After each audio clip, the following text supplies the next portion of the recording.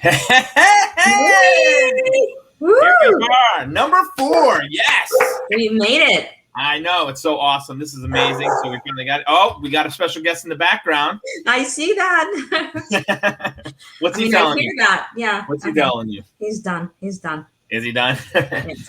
Always got to get your body by pickleball in there. Make sure everybody sees that. We'll talk about that in a couple of minutes. But so good to see her. Let's cheers for number 4. Number 4. Here we go. Hope everybody's Cheers watching to us us. live. Hope you're watching us live on Facebook. We are enjoying a little beverages tonight. Nice. We're excited. We've got a lot going on. We are grown-ups, right? We are grown-ups. We can have grown-up beverages. Tell me what to do. I'm a grown-up. I can do what I want. So hopefully you can see your comments. If you guys want to comment, you feel free to send some comments to us. That'd be great. We're super excited. So welcome to the Joy of Pickleball. I'm Sean Bailey. This is Carla. She's very excited to be here. We are excited to have you here. We have a lot going on tonight. Well, really just one thing, but it's super exciting to have one person on the show. That's going to be so exciting. So that's awesome. But let's talk about it. We've got a lot going on lately, right? First of all, I want to tell you why I'm wearing this incredible shirt today. Just because today I made my my modeling debut at work. They needed a father for our Father's Day project, so I had the father look. So I got some pictures in there. This is you might see us on the website next week for Father's Day. And is that you with the gold medal over there on the left? Yes, it is. Oh, yes, it is. Look at you, Miss Gold Medalist. Hello. Oh, who's that good-looking dude down below? I think that's you, Sean. I'm talking about John Martin. But yes. Oh, yes, and John. We won silver over the weekend, so it was a good time. I was excited he asked me to play with him, and I think we had a good time.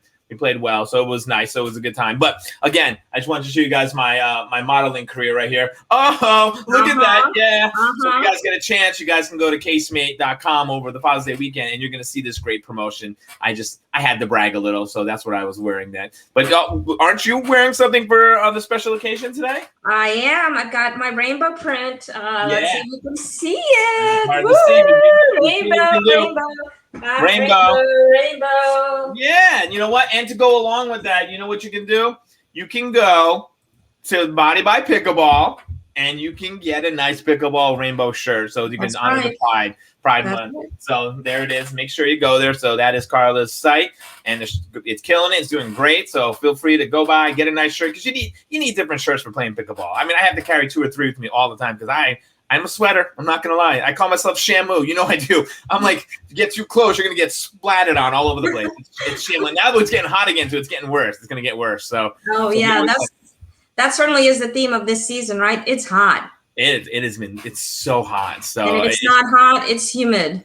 Yeah, absolutely. So I know, but you know what? As we keep moving through this sport that we love so much, we keep learning different things, and that's one of them. So making sure we're hydrating, make sure we have different clothes. By the way, I've heard you had some clothing failures on down below on the feet. What's going on? Well, it's interesting for those of us who just became athletes again in their middle age. One of the things that may have been just common sense to other people who just play tennis throughout their adulthood.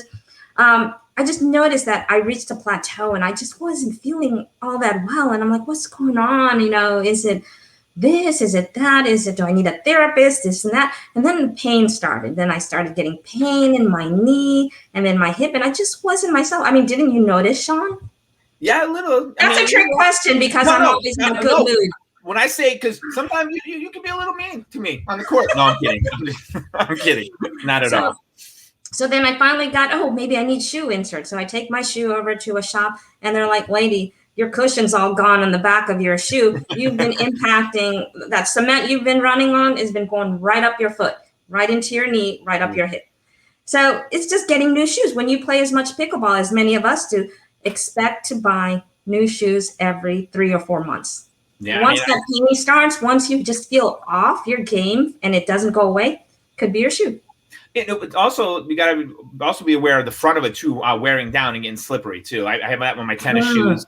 They start wearing out in their front toe and moving around. In pickleball, they don't move as much as in tennis, but they do wear down because you're on that hard surface in the heat. Now with the heat too, you're going to be running on a hard surface in the shoes. That'll wear down too. So be very aware of both the front and the back of the shoe to avoid injury as much as possible. I mean, I'm injured right now. It's gonna get gross, but I lost a toenail again. This is like 7 straight years. 7 straight years of not having 2 toenails. I'm just saying it right now. 7 straight years.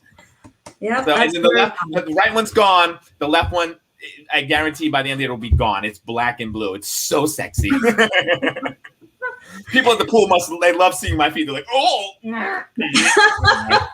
it's terrible. It's terrible. So, but that's just part of the sport. Stopping short, it bangs, and then your toe is a little damaged. And I got massive toes. It's weird. It's crazy. So it's not good. It's not good. But that's okay. But it's getting better. It's getting better. So nice. So yeah, and one of the other things I've learned is that I don't know. I don't think I do as well in competitions over the summer. I think fall is going to be it for me. Fall and indoor tournaments until I get used to this heat. I know you had that special trick to get used to the heat. Look, I love playing in the heat. My brother and I play tennis in the heat, and we love it. People think it's weird, but every time I've seen him playing, you'll see me with an undershirt on. It's a fitted undershirt and then another shirt. And no matter what the heat is, I wear it all the time. And I always I wear a pullover a lot too. And the idea is I want to get ready for the heat. So when that heat goes and other people are wearing down, I'm fresh. I'm moving forward. The heat doesn't bother me as much. It really doesn't.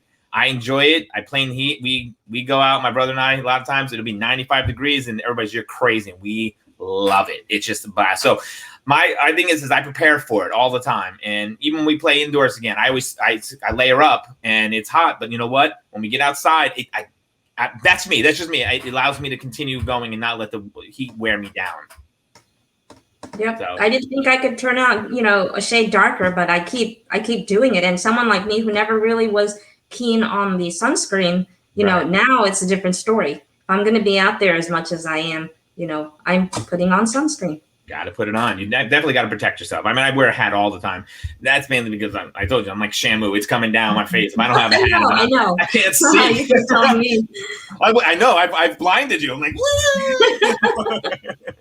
so it's bad. So, it's bad. But yeah, you just got to prepare for all of it. Towel, water, proper clothing, and making sure. And if you are out there playing in the heat, please hydrate a lot. And we've had a video. If you go to our the Joy of Pickleball Facebook page, you'll see a video we talk about. It doesn't always have to be water. Make sure your nutrition. So you're always having food that has water in it, like cucumbers, pineapple, strawberries, stuff like that. And make sure you're hydrating all the time. And it'll help you in the long run. And it's just something I've been hydrating. It's always good before a tournament too. If you don't know this, really hydrate the day before too. It's nice to hydrate while the day, but you really get your body hydrated before it. So really drink a lot of water. And they always say when you're hydrated, you always drink one more than what you really want. That'll help you with the hydration too. I'm just gonna keep going. I'm just gonna keep talking. I think that's gonna be the key word for this show. Every time you say hydrate. Yeah. Oh, true. That's right. Should be our drinking word. Yeah. That's five times you said hydrate. We keep that up. I'll be on the floor. Where'd he go? So it's awesome. But yeah. So real quick before we go, I just want to give a shout out to my company. I have to all the time, Casemate. So if you guys are looking for some air tags, and new air tags are coming out, we definitely got the tags and the styles, air tag holders for them. Protective cases, you got to protect our investment. You can see we have some stylish cases, very protective. So if you get a chance, go to casemate.com. And, make sure you're protecting that investment because we do pay a lot of money for our phones. And we want to make sure we're protecting them. So get it. Oh, and we also have the Lumi brand, which also shows off the mirrors and the lights. So you got this, so you can look great. So just have to give them a little shout out. They do pay the bills here over the house. So at the Medalist. So, why not give them a little love, So tell me, you are getting ready to go play the indoor tournament over in Hoover. I keep saying Hoover. So are you excited? What's going on? I am. I've got a fellow ambassador friend coming from Seattle to partner with me. Yes. I'm going to talk to Ben because I want to go to Seattle and play with him out there. That's right. So we're going to be mixed doubles partner. I'm playing singles. So I said I would never sign up for all 3 events in a major tournament. And guess what I signed up for? All 3. Exactly. Who's your women's partner? A local friend had asked me if I would step in for her partner, but her partner eventually showed. So I was lingering out in outer space there for a while, and somebody picked me up.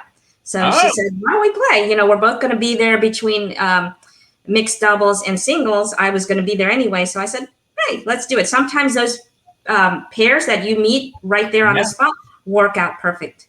It does. It's funny because I played with John last weekend. And I played against him down in Macon. I played in the round robin with him a little in the Oregon Park.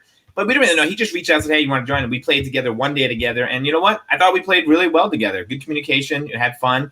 I think it's like thunder and lightning. He's a lot of power, and I'm always that finesse. So he was like, "Bow!" I'm like, "Tink, bow, tink." It worked out. It worked out well for us. I think it came. You can see the results were pretty good. So it's nice. Well, good luck. That's gonna be awesome. Playing with some. Remember, communication. No matter what during the thing, just communicate. Don't be afraid to. No, and it's indoors, so it's indoors, so I will be able to wear my cute outfits, not have to change because it's too sweaty. I hope that air conditioning is working well, and I think I will be at my best. I did learn, remember, to play indoors first. Outdoors was just a consequence of the quarantine. Yes. So I think I'm going to kick butt. Yes. No, I'm super excited for you. What's the outfit? You have 3 days. You have the same outfit. You can have 3 different outfits. No, I have it. It's like old Mexico. It's a tank and some biker shorts, and it has a print reminiscent of like Frida Kahlo's art. Old Mexico. That's really sweet. And the other ones, I bought a skirt at the Atlanta Open, which, by the way, hey, shout out to Chris Wolf. He made it all happen. It worked out fine. It just happened to be the hottest weekend of the year. But that wasn't their doing. But, he put in the work and it got done. I enjoyed watching the pros play. I enjoyed watching my friends play, especially those who held on and got those medals. Congratulations to everyone who participated. You didn't enjoy watching us play? That wasn't because we didn't make it very long. Is that why? Are you saying that? You had plenty of time to watch other people, right? Is that what we're saying? And I don't remember. I think I yelled at our opponents. That was so unlike me, wasn't it? You did. Well, I think you know what it was? You gave me that monster beverage, like you're giving it to a kid. I never had that before. I never had that. So I think it made me into like a Hulk. I was mad. I don't hold that. When you say you took it out of my hand and drank it on your own. It wasn't like I was a little crack dealer. The first one's free. No, you took it out of my hand and used it, and then you yelled at our first opponent. He did. He unnecessarily hit one at you that was a little over the top, and you did get you mad. So, yes. But you know what? But that's what this is show. But you know what? I'm excited. We should get this show started, right? I know we've been talking. Well, let's get this show started because we're going to bring in a special guest. But you know what? Let's get the show started with the little first.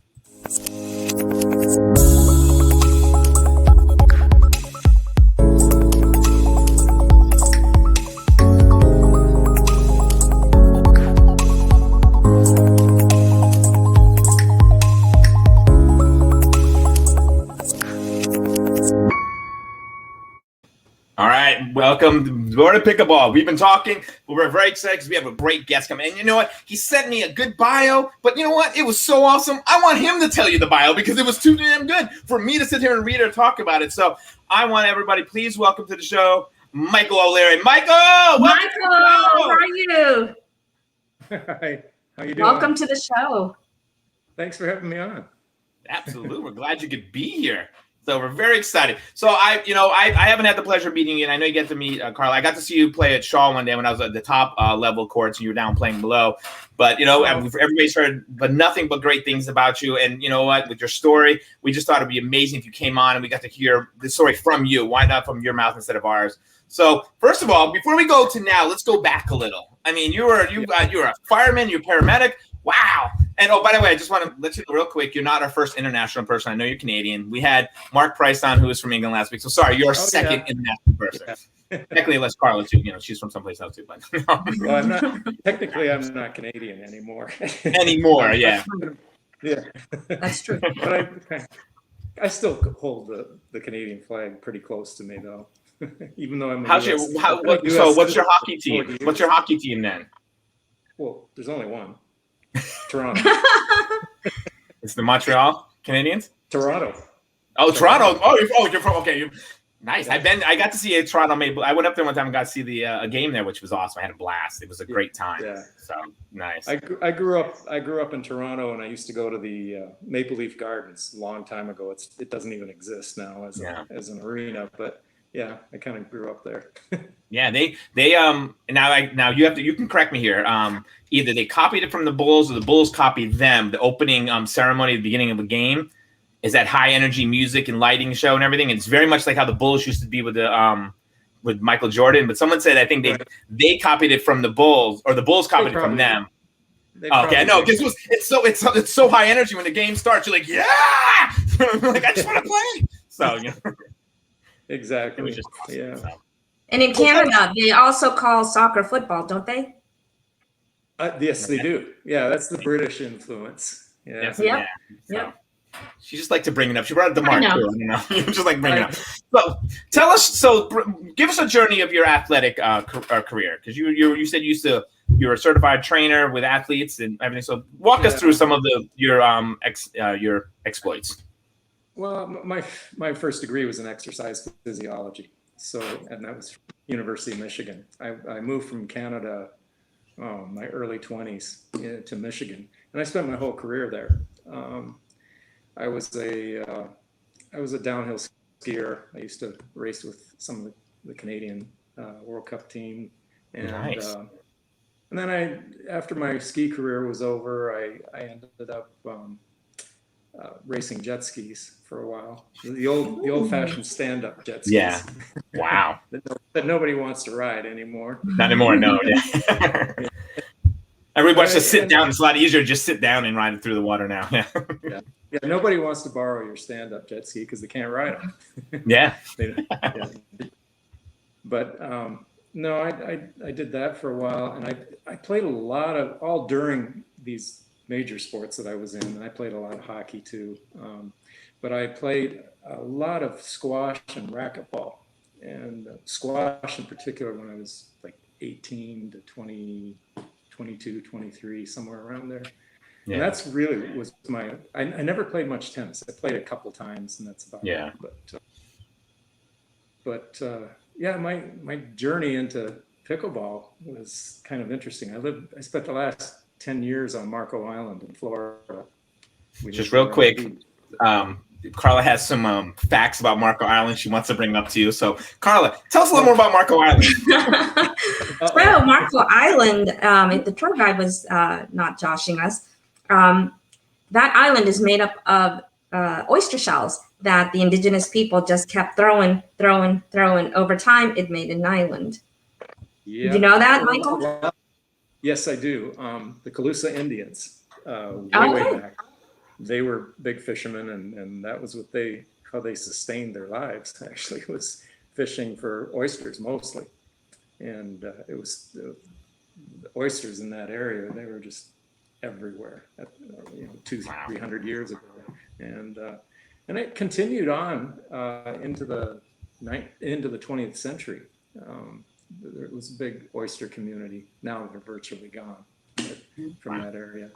But yeah, a lot of the mounds, you can see these burial grounds from the Indians and everything, and they're just mounds of broken oyster shells everywhere. So we know now we can't stump Michael. That's all. You tried, and he was right on it, and maybe even more history. So, yeah. Hey, real quick, before we jump into the pickleball thing, I had to ask you a true hockey question. You played a lot of hockey. How many teeth did you lose? None, really? Oh, that's awesome. I didn't play long enough to lose any. Okay. How many fights did you took over? Yeah. How many fights did you get into? I mean, that's what I know about hockey. That's the only thing I know. Well, that's what I can't remember either. I don't know. That means a lot. There was an old saying in hockey. I went to a fight and a hockey game broke out. Yeah, exactly. I'm a big Bruins fan right now, and the Islanders and Brewers, they seem like every 2 minutes they're getting into a fight now. It's really testy with them right now. Which I know. I've been watching it. One of my best friends is from Boston, from the Boston area. He spends half the year in Boston, half on Marco. And nice. Yeah, he's a diehard. Yeah. Oh, by the way, I just want to tell you right here, Cindy says Michael is a favorite. So, hi, Cindy. Thanks for joining. There we go. So, okay. So, squash, racquetball. What's that? I was just saying, Cindy's from Shaw. She's a real nice. Yeah, we all know Cindy. Great player too. So tell us, so from squash, racquetball, then you moved into, how did you find pickleball? Well, I was on Marco, and I had some buddies that I used to work out with, and they said I think this is going back 6 years ago. They said, you got to come. They tried for about a year to get me to go play. And I said, you know what, guys, I stopped playing with wiffle balls when I was 5 years old. I said, I'm just not interested. I played squash and racquetball, and I love racket sports. But so finally, I went out and played it one day, and I think I beat them all pretty significantly. Wow. Right off the get-go, and they weren't too happy. But especially after all that crap talking about it, you're like, that's right. And they said, you can't come back anymore. And I said, okay, fine. But no, I was hooked right from the get-go. Just like all of us. I mean, it's such an addiction. And, if you were to ask me, your program's The Joy of Pickleball, where the joy from pickleball comes from. I was an athlete all my life. I really enjoyed the competition, and I love sports. I mean, just fanatical. But really with pickleball, it wasn't even the competition, it was the people. Yeah. And it has been the people. Throughout all my medical issues that I've had, which I guess we'll get into a little bit here. Yeah, we'll talk. Sure. The people hung by me when this all started for me, and it was pretty amazing, actually. Yeah, we talk about all the time that we love this community more than anything. It's just no matter what we play, we love playing, we love the competition, but we love the people, and we have such a joy doing that. Yeah. It's really. It's an amazing community of people. You don't find this. I'm not taking down any other sport, but for example, tennis. It's a great sport, but you don't find the community or friends like you do in pickleball. I mean, I just think inherently the tennis, when you show up to play tennis, you play with a group, a small group, maybe 2 or 3 other people, if you're playing doubles or whatever, and you kind of. When you're done, you're done. You leave. But pickleball is just a rotational sport here, with playing different people all day long, and it just much more conducive to socializing and making friends. Yeah, I tell Carla knows I travel for work a lot, and my goal is to hit all 50 states. And I travel with my paddle, and every time I go someplace new and I walk up, people are like, "Come on, join us." And you can't do that with a tennis racket. You just can't show up. People are like, "No," But pickleball, everybody's like, "Yeah." I've never had a single person be like, "No." They're like, "Get over here." Yep. And that's a very common sentiment about that. It is about community. I mean, a lot of us have noted that we have friends that otherwise we would never have crossed paths, much less taken each other's phone numbers, much less even gotten to know about their families. Right. I mean, that's how Carl and I met that way at Tucker, playing out on the court. So. Yeah, where else would he meet someone out of his league? Exactly. She boosted my status. That's all I'm going to say, Michael. And that is so typical of pickleball, the trash talking. I said that before too. I was like, yeah, so nice. Yeah. Well, so let's get into it. So you had some medical issues that took you down. So what happened? Well, we're just now beginning to understand what happened after I made this miraculous recovery. About 6 years ago, I started having problems with my cognition. My short-term memory was terrible. Even my speech was terrible. I was starting to slur speech, and I started having nightmares like every night and acting out my dreams, which is called REM, sleep behavior disorder.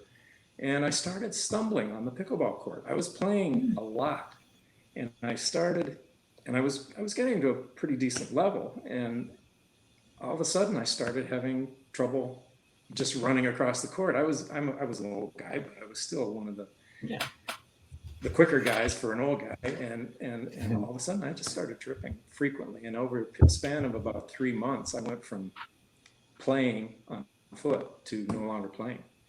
Oh, wow. This progression of these symptoms. And we went to all kinds of neurologists and appointments and things. We ended up at the Mayo Clinic. We spent a week there, and I was finally diagnosed with Lewy body dementia. And We went back home. It was a shock. I mean, the doctor basically So real quick, Michael, what is Lewy body dementia? Just so. Lewy body dementia is one of the dementias like Alzheimer's and Parkinson's, but a combination kind of. You can have similar symptoms from both types. It's its own entity itself, though. Yeah. And it's a progressive disorder, and you from time of diagnosis to time of death is somewhere averages between 5 and 7 years. And so I kind of dealt with that for a few months after, and one day somebody came up to me and introduced me to a wheelchair pickleball program in Naples, Florida at the YMCA down there. And I hadn't played in months because of it, because of this change. I thought, well, pickleball's over for me, and I got in there, and within a few minutes of being rolling around, fumbling around, trying to figure out what direction I was really supposed to be going, and holding the paddle and the wheel and everything, it was very confusing. But within a few minutes, I kind of got the hang of it. And my wife Cindy was on the bleachers looking at me, and I guess I glanced over at her, and she said, that was when I knew you were back. I said, from that point on, I'm back in pickleball. I don't care if it's in a wheelchair or not. She said, I could tell by the smile on your face. She said, and it was true. We went home that day, and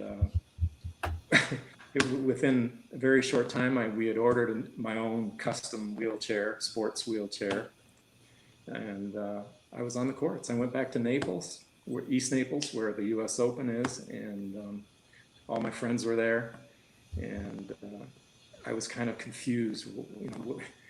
We have these dry erase boards that you sign your name on to get onto a court and open play, and I didn't even know what level to go to.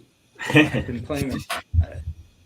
I've been used to playing on foot, and I would play on the 404.5s, and then I thought, there's no way in this chair that I could do that. So I went over to the 3.5s, and I put my name up there. It was the last name to go up there, and 3 guys that came on to the court with me, they kind of looked at each other, scratching their heads, and they're going, well, how should we do this? And I said, let me work it out for you. I said, who's the weakest player here? And they pointed to this, and I said, I'll take him. So we went on the court, I picked the weakest player, and we proceeded to win the next few games. That's awesome. Kind of from that point on, people just sort of welcomed me, back onto the courts. And soon after that, I was playing back at the 4.0 courts. I don't think I would ever get up to a 4.5 in a wheelchair. There's just mobility issues that you can't overcome. Right. But I can hang with the 4.0s in the wheelchair eventually. And, that's awesome. And then miraculously, this year I went to the U.S. Open, and I ended up winning gold in wheelchair singles. Nice. That's fantastic. And then a silver in the hybrid division, which is one wheelchair with a standing partner versus a wheelchair and a standing partner. And that was really fun. But I was starting to turn around. My medical condition was starting to. Well, before we get into your miraculous recovery, we want to talk about that, but I also want to talk about your foundation a little, because we know about Let's Roll. It's gonna come up here in a second. Woo! If my That's right. There it is. So there it is on the note. We got it on the site right here for everybody. So please, everybody, so let's pickleballshopping.com. Let's Roll. So tell us a little more about the foundation. So before Rodney Grubbs, who many people in the pickleball world know of because he owns Pickleball Rocks, which he's probably the biggest supplier of pickleball clothing in the business, really. And he contacted me several months ago, and he said, Michael, why don't we do something? He says, I've got an idea, and we'll take the proceeds from these t-shirts and hats and shorts and things and put them towards purchasing sport wheelchairs, because that's one of the things that I've done in the past. My wife and I actually have done that at the U.S. Open in the past. my wife is an artist, and she did the cover of the U.S. Open it's actually 3 years ago now, with Kyle and Simone on the cover and everything. Oh, she did. Awesome. We sold posters of that that work that she did, and we raised enough money to buy 3 wheelchairs, 3 sport wheelchairs, which is really important because anybody with a disability will know this. Their insurance will cover a regular day chair, but not one of these expensive sport chairs. So, and a lot of people who are disabled don't have the money to purchase a $3,000 or $4,000 wheelchair. So we bought 3, and then with the money we made on that, and we gave them to East Naples, Veterans Park in north of Naples, and one of them went to the Marco Island Racket Club. And they've been used a ton down there. People are using them all the time. It's surprising. It's sort of like, if you give them it, they will come, if they right. feel the dream. Absolutely. And so that's kind of been my passion, and it continues to be that now that I've recovered even, and I won't be. And playing since I didn't do my research enough, sorry, Ginny's here to help me. There's the link right to your foundation. So thank you, Ginny.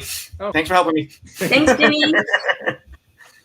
So Michael, for people who may have the opportunity to play hybrid pickleball, what are some rules that apply to people who are playing out of a chair that don't apply for standing pickleball players? Play nice.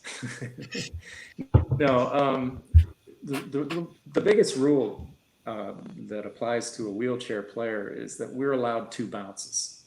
The ball can bounce twice, and before we make contact. Now, typically, I learned over the years playing in a chair that I don't want to take that second bounce too often. I don't like it. And the ball is bouncing so low that it's really a tough shot on the second bounce. So most of us that are pretty skilled at the mobility of wheelchair pickleball, we try to avoid that second bounce. The other thing is you have these 2 big wheels. The big wheels are your feet, so we can't volley in the kitchen or touch the kitchen line and volley. The caster wheels on the very front of the wheelchair can cross over the non-volley zone line, but on a volley, but not the big wheels. So that's basically the only real significant rule differences. So when we play against a player like you, where we don't, we need every weapon we can get, what works best against you? A lob? Oh, don't give a secret away. Wow. Tell us. Well, now that I'm not playing in it anymore. Yeah. Well, that's true. That's true. Yeah. In the a lob could be a problem sometimes, but there's so many different levels of disabilities within wheelchair pickleball. I was one of the more able-bodied ones because I don't have any paralysis or anything like that. So I had good core strength. So I can lean back very far and get lobs. I can reach out really far. And, I had more physical ability to mobilize in the chair than, say, a quadriplegic or a paraplegic. There are actually quadriplegics who can play because they have some use of their upper body. Frequently, they'll have little tricks like they'll tape their paddle to their hand. Oh, wow. Literally tape it so that they don't drop it because their grip strength is weak and they have no core strength. And that, a lob to someone like that's just plain mean. Yeah. But I could get most of the lobs. But if I had a strong partner that understood my abilities in the wheelchair, we would frequently just switch. The second we recognize there's going to be a lobber over me, I could cover the court pretty well. I didn't realize, I thought I was covering the court really well in the wheelchair until just recently when I started playing on foot again, when I was able to in my recovery here. Yeah, let's talk about your recovery a little. Let's talk about that. Yeah. Well, it was starting just before the U.S. Open. I had a fall about a month prior to that, and I lost my speech completely. Just the way it affected the brain. And just about 2 or 3 days before I went to Florida to the U.S. Open, I started talking again. But it wasn't fluent, but it was starting to come back. Yeah. And the other thing that I said to my wife, Cindy, I said, it's not just my speech that's coming back. My brain's feeling clearer, and I'm not having my nightmares anymore, and I'm not hallucinating, which I would do frequently. And by the time we got to Florida, I was pretty much speaking fluently. I had my cane. I was, for the last 5 years, to get around, I walked with a cane to get around the house, and I sort of shuffled my feet. And by the time we got home from the U.S. Open, I had stopped using the cane. I just put the cane in an old golf bag in the garage and said, "You're staying there. You're not coming out." But I did go for a treatment in Florida when we were down at the U.S. Open too. It was a sort of a stem cell type treatment at a facility down there. The doctor who is in charge there is also the team doctor for the Pittsburgh Steelers. And a friend of mine had recommended me going to this place. And what they do, it's called, just really quick, they're taking a stem cell and they're cleaning it. They're taking the DNA out of the stem cell. You're left with what's called exosome. And exosome is basically the biogenetic material that initiates life, because it's taken from a woman's placenta. And I had this treatment, one infusion for about 20 minutes, I think. And I literally walked out of there feeling better. And they said, "We think this is going to boost what's already happening in your system." And it really has. I mean, I'm back 100%. I'm back where I was 6 years ago. And the doctors think that, well, they know that it was not a correct diagnosis that I had. It couldn't have been Lewy body because that's not reversible. Right. They're thinking it's more likely, and my wife concurs with this. She said, "I think your symptoms started almost immediately after your last knee operation."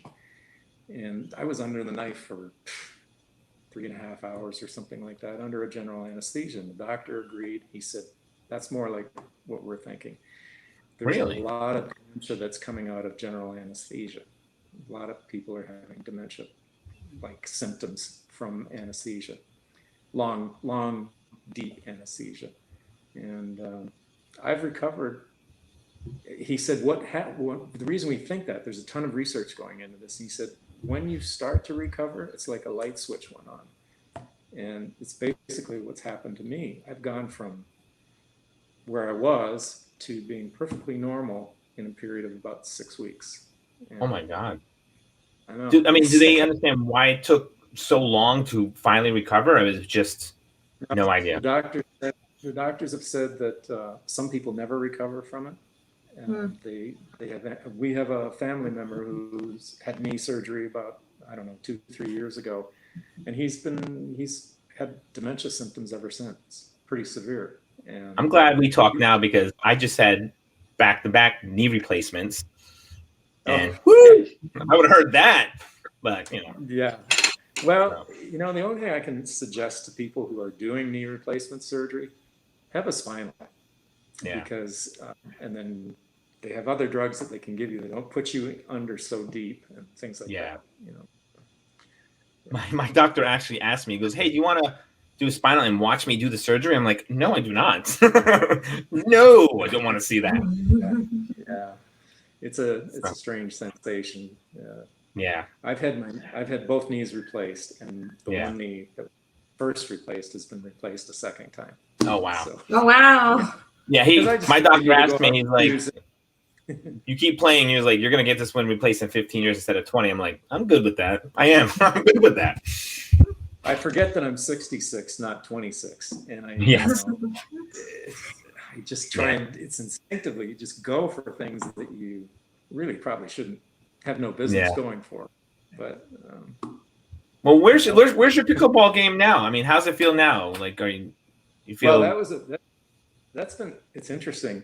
6 years of not playing on foot, or being at 4 feet tall instead of 6 feet where I'm at when I stand. It's a change. The angles are all different, and it's like relearning all these angles. I'm overhitting the ball because I'm on the ball sooner than I expect to, because wheelchair, hands are down on the push bars with your paddle. So that's your ready position, and you're pushing to get into position to make a shot way before your opponents even hit the shot. So there's a real delay. You have to really anticipate better than you did as a standing player where they're going to hit that ball on your coming back at you. So the angles are different. I'm at 6 feet instead of 4 feet. And I'm finding that about 2 weeks ago when I was first started doing it, I was finding I was overrunning the ball, and I wasn't really even running that hard. Like, oh yeah, I'm on it way ahead of the time, and I would miss hit and overhit. I've also realized I just have a ton more power standing than I did in the chair, because you can brace your feet, your hips, everything, your core, everything gets into your shot. And I'm like, wow, I don't remember hitting that hard before. But it was 6 years of frustration building up. That's what it was. Yeah.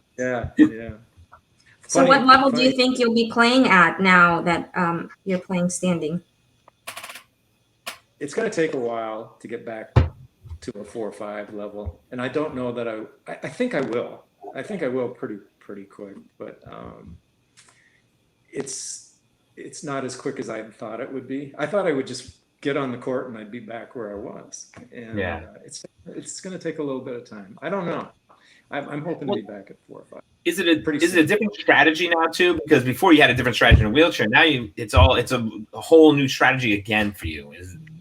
Yeah, and everybody says, well, it's just muscle memory with you. You know the game. Your court IQ is really good. It's the game. It'll come really quick. And I said, but you forget, I had almost 6 years of not remembering what I did on foot. Right. And it isn't just muscle memory. There's a lot of thinking that's involved in that too. So I'll be there. I'm excited. I already had one of the guys I played against at Shaw the other day made a comment to me. I had to laugh. He said, life was a lot easier around here on these courts when you were in your wheelchair. I said, that's hilarious. As I get better control. I think we found your weakness. Here it is. Ginny thinks it's your partner. So I know she's played with you. So that's why she's saying that. So yeah, she is. She's stop it, Ginny. You're great. So stop it. So we're super excited. Yeah, me too. And just for my whole life being back together. Yeah. And that's let's talk about that a little. Think about it. You were in a wheelchair for all this time. Now so how has that changed off the court? What are you doing now? It's got to be so different. Well, I'm in the process. I'm a 66-year-old guy that's in the process of getting his driver's license again. Oh, that's nice. In fact, I take my road test a week from tomorrow. And wow. So, having that freedom again is really big, because one of the hardest things that I really struggled with when I first was diagnosed with this was giving up my driver's license. Yeah. I wasn't ready for that. And, that must be tough. Yeah. And I love my cars, and I always hit, So what's that now? Before you had a car that had to carry a wheelchair. Now, what do you do? What do you do now? We're looking at sports cars again, but we have a bigger SUV. We have a bigger SUV, which is we got for comfort and carrying things around, and it's been great. But looking at sports cars, I don't know. Don't know. Well, if you still have that standing jet ski, break it out. I know. That's right. No, I don't. I got rid of all that boats and jet skis and all that kind of stuff a few years ago. But we're looking at doing some trips. Being from Canada originally, I've always told my wife, I said, I want to take you back out to Western Alberta and British Columbia and go through the mountains up there again in the summertime, not in the winter. I have no use for winter anymore. Yeah. But it's just beautiful out there. And even the Western US, I want to go back out there again. I had to cover Canada for events a couple years ago, and every city I went to, every one of them snowed on me. Even Vancouver, Calgary, Edmonton. It's like it was following me every place I went. I was like, come on. I know. That's a problem with that north of the border stuff. It's all that white stuff. I know. That's why I moved away from New York. Didn't want to do it anymore. So we actually, Michael, we had planned on staying in Florida, but my medical condition was getting bad, and we decided to move up to Georgia to be closer to some family that we have here.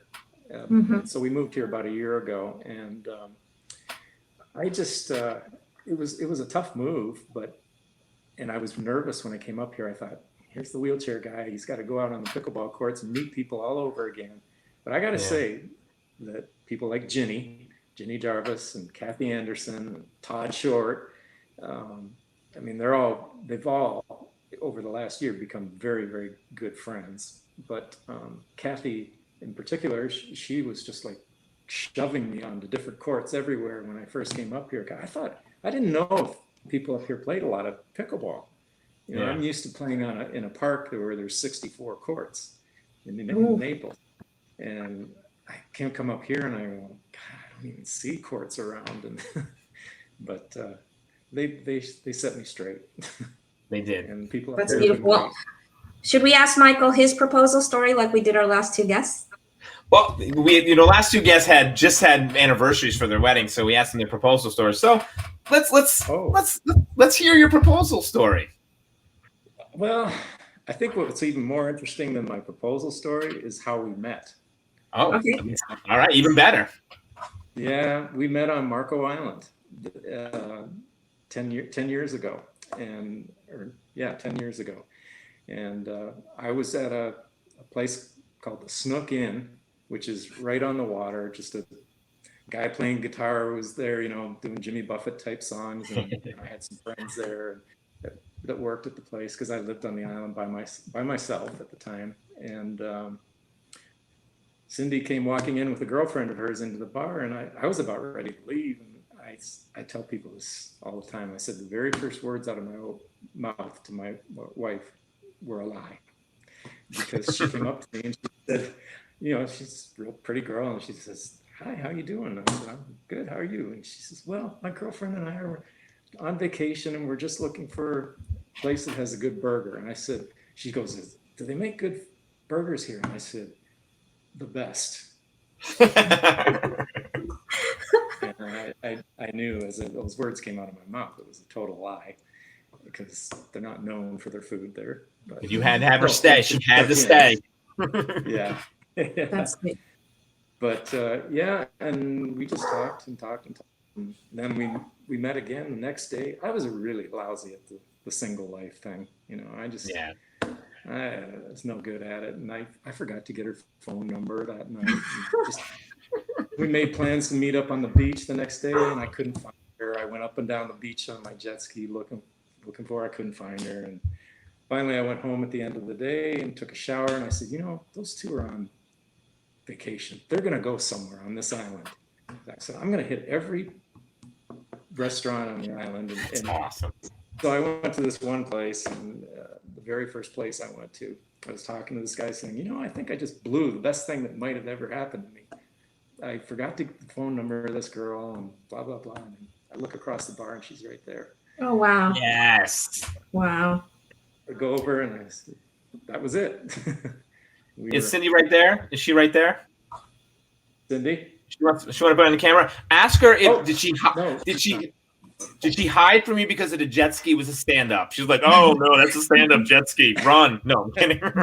I'm just actually then yeah. Good I one. know. I'm just kidding. No, actually then I had to sit downs by then. But, okay. Yeah.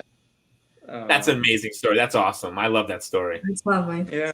So you know, we always joke around. We say we got hooked at the snook. You know? Yes, love that. That's awesome.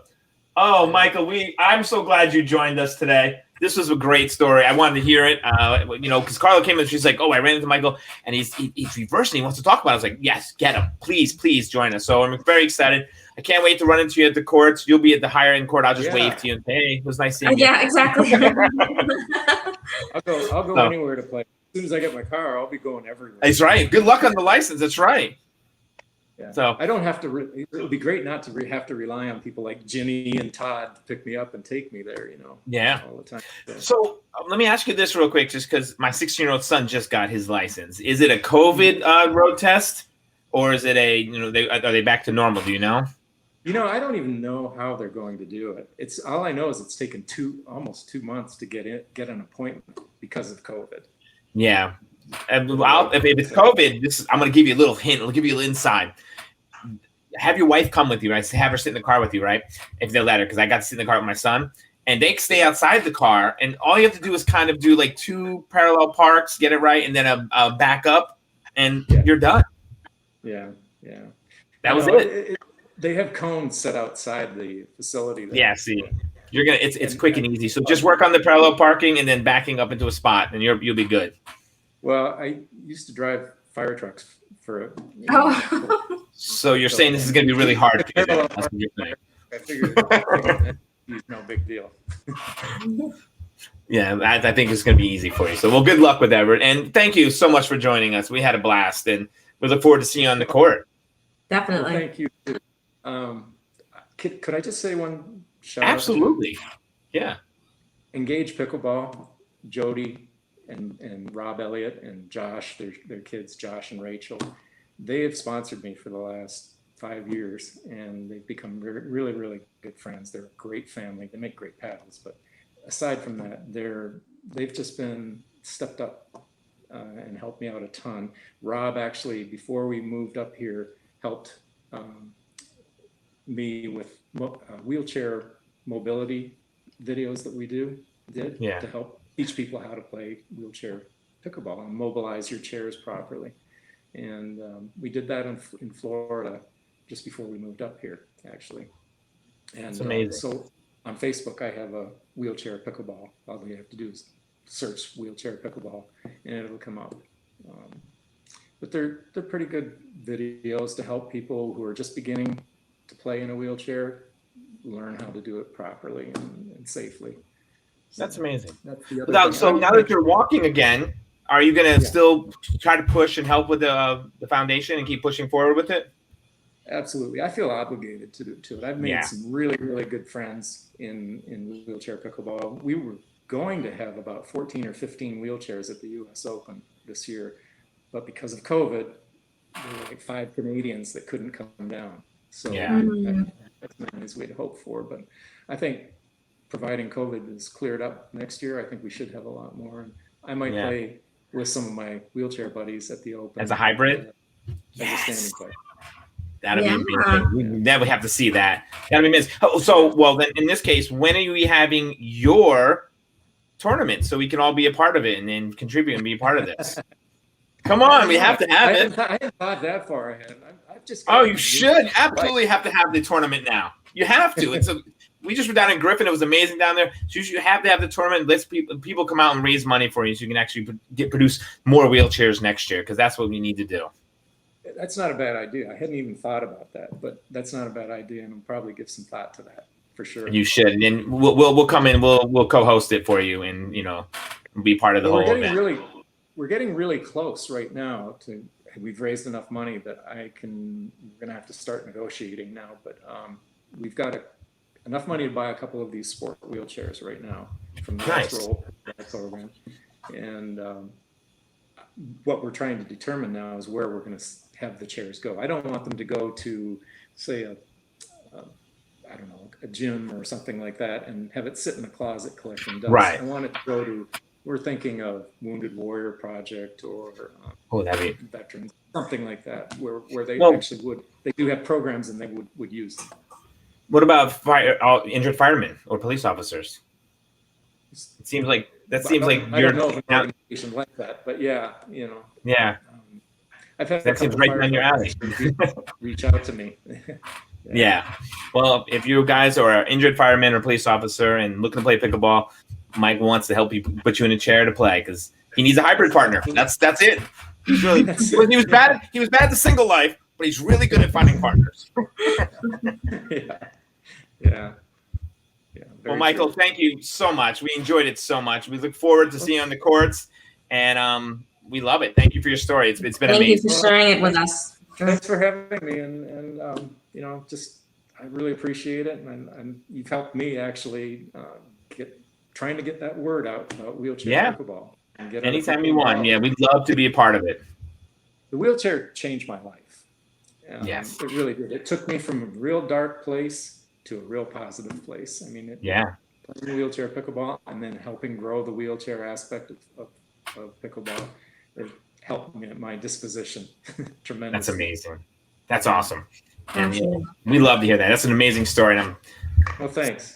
I'm excited. So, well, Michael, thank you. We appreciate your time. All right. And we'll definitely see you on the courts. We'll see you on the courts. All right. Okay. We're gonna push it back in the green room for a second. Yeah.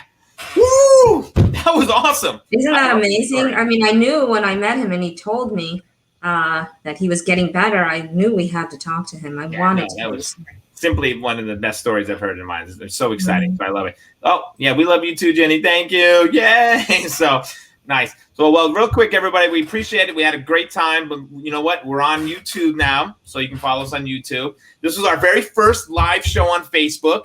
That's awesome. So we only screwed up a little here and there. Who cares? Nobody cursed. We just had some dogs in the background. Yeah, that's normal. So, but it was awesome. But Carla, again, love you. Thank you so much. I had a great show with you. Love you, and don't go anywhere because I want to get off live and Michael's still there and we can go into the green room and talk a little bit more. So everybody, thank you for joining us. Thanks for being a part of us. I'm going to keep talking until I find my banner to get us out of here. So Carly, anything good to say? Yeah, we'll see you on the courts. All right. We'll see you soon. Hydrate, Sean. Hydrate all the way. Keep hydrating. That's right. Thank you.